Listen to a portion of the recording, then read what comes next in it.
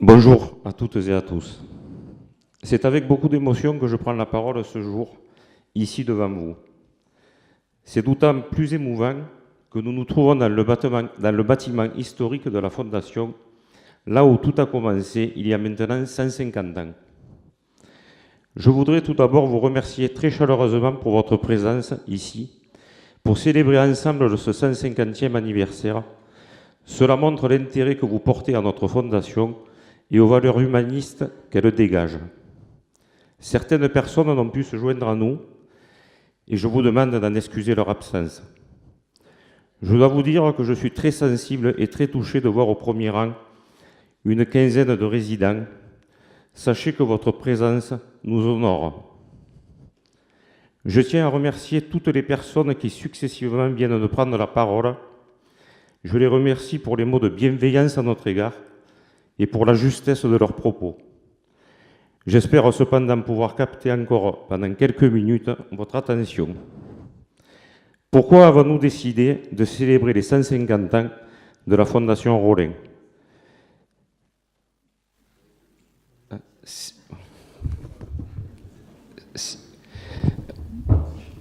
Si vous me le permettez, je vais vous expliquer les raisons principales. Il y a 3 ans, nous avons décidé de réécrire notre projet associatif. Très enrichissant, il nous a permis de travailler en profondeur et d'aborder plusieurs thématiques. Parmi ces dernières, certaines sont à l'origine de cette cérémonie. Que ce soit à Anduze et aux alentours, qui n'a pas été en contact de près ou de loin avec notre fondation? Que ce soit en tant que salarié, résident, professionnel de santé, religieux, artisans et encore tant d'autres. Malgré cela, nous avons constaté que la Fondation Rolin avait tendance à se recroqueviller sur elle-même, à vivre un peu en autarcie. Nous trouvions que son histoire avait tendance à s'oublier, que ses valeurs premières et fondamentales se diluaient. Cela était très certainement dû à sa notoriété et, comme dans toute institution, à la routine. À partir de ce constat, nous avons décidé de remettre le pasteur Rolin et ses valeurs humanistes au premier plan. Ouvrir davantage la Fondation Rolin sur l'extérieur nous a paru essentiel. Valoriser son histoire, son patrimoine était également pour nous une obligation, tout cela s'inscrivant bien sûr dans le devoir de mémoire. Plusieurs actions ont été décidées. En concertation avec les archives départementales du Gard, nous nous sommes entourés d'un archiviste professionnel afin de trier et classer la totalité des documents historiques de notre institution. Ce classement minutieux nous a permis, entre autres, de mettre la main sur le discours du pasteur Rolin lors de la pose de la pierre commémorative le 23 avril 1867. Nous avons ensuite remis en valeur différentes pièces historiques, sculptures, plaques commémoratives, documents internes et autres.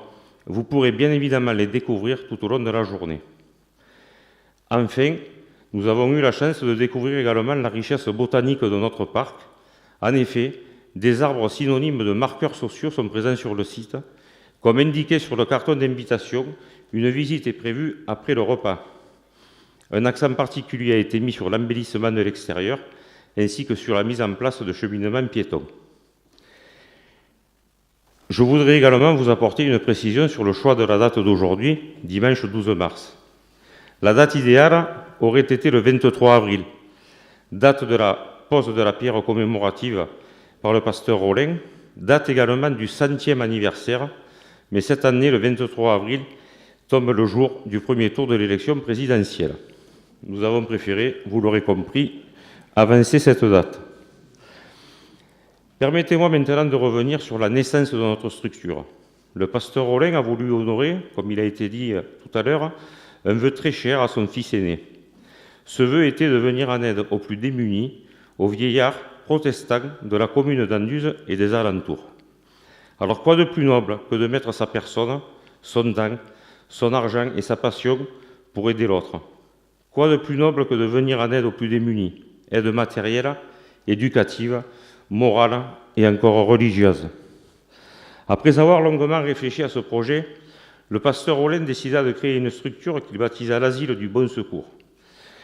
Pour mieux appréhender le contexte de l'époque, je vais vous lire quelques lignes de son discours du 23 avril.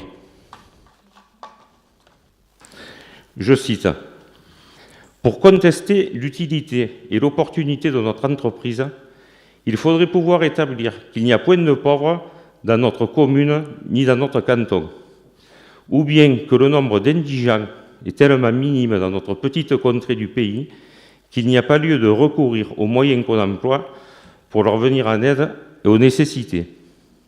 J'avoue que, s'il pouvait s'élever à m'en penser seulement quelques doutes sur ce point essentiel, je m'en réjouirais sincèrement et je ne serais pas ici pour faire ce que je fais très volontairement et très consciencieusement.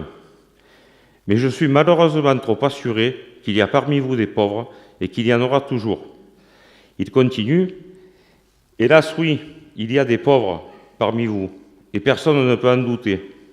En entrant dans votre ville, et de quelque côté qu'on y arrive, on lit sous forme d'affiches officielles cet avertissement.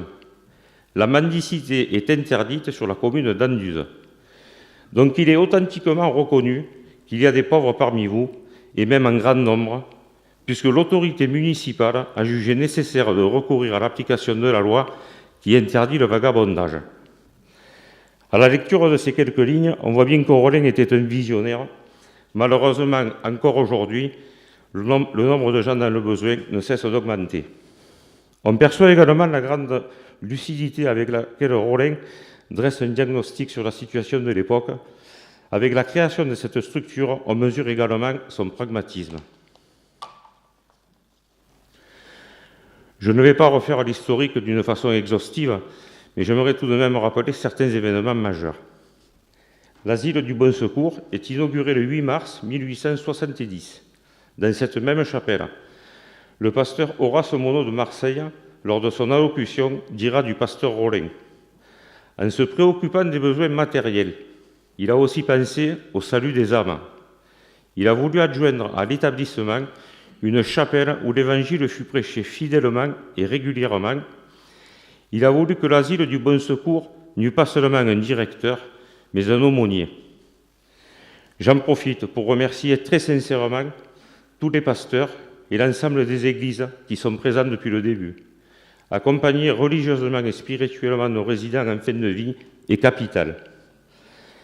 Quelques mois plus tard, en décembre 1870, la Fondation Rollin est reconnue d'utilité publique.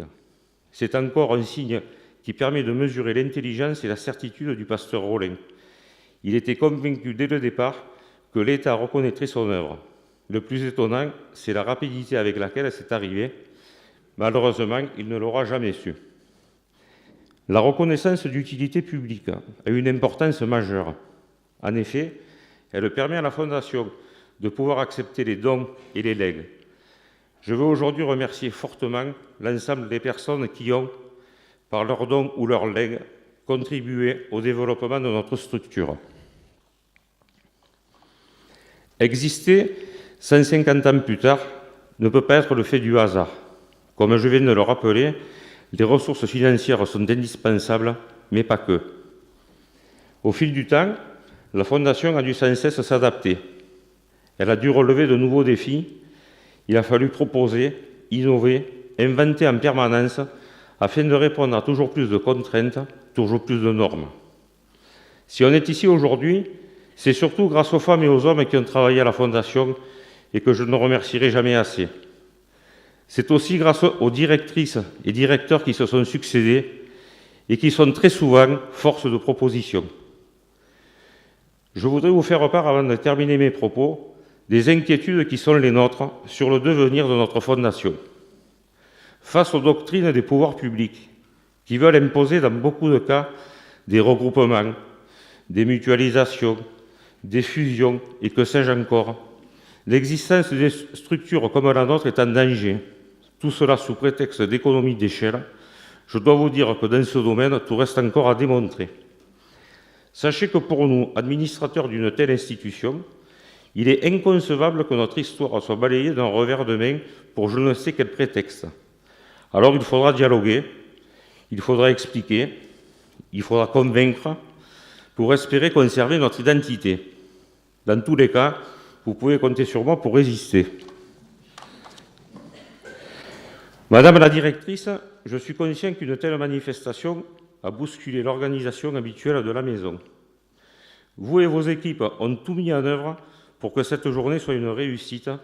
Soyez-en toutes et tous remerciés.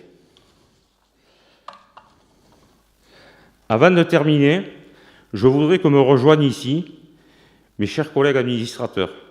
Donc j'appelle Line Vierne, Josiane Laondès, Christiane Sardinous, Béatrice Coste-Seigneur, Alain Chaptal, Gilbert Vignol, Laurent Osillon et Emmanuel Gibert, s'il vous plaît. Donc Laurent Osillon est à côté, je crois. Donc,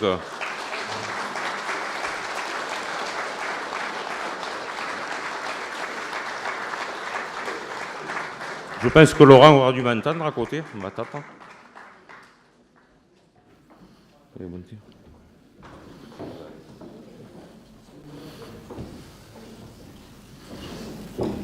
Voilà monsieur Osillon qui arrive, faites-lui une aide d'honneur.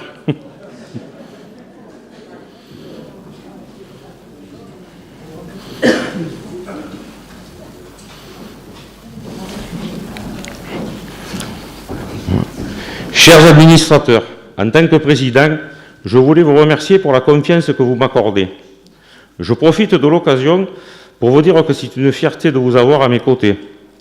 J'apprécie, lors des différents conseils d'administration, la qualité de nos échanges. Les choix se font toujours dans le respect des valeurs de notre institution. Alors vous, qui êtes le plus souvent dans l'ombre, il est normal de temps en temps de passer à la lumière. Je tiens à préciser, comme il a été dit tout à l'heure, que nous sommes tous entièrement bénévoles. Donc je vous demande un tonnerre d'applaudissements pour les administrateurs.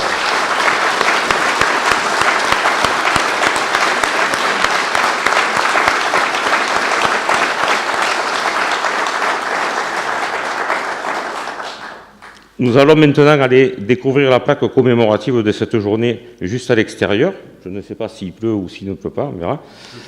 Que cette journée soit un moment de partage, un moment de rassemblement, qu'elle soit fédératrice autour des idées humanistes du pasteur Rolin. Je vous remercie pour votre attention et excusez-moi d'avoir été un peu long. Merci.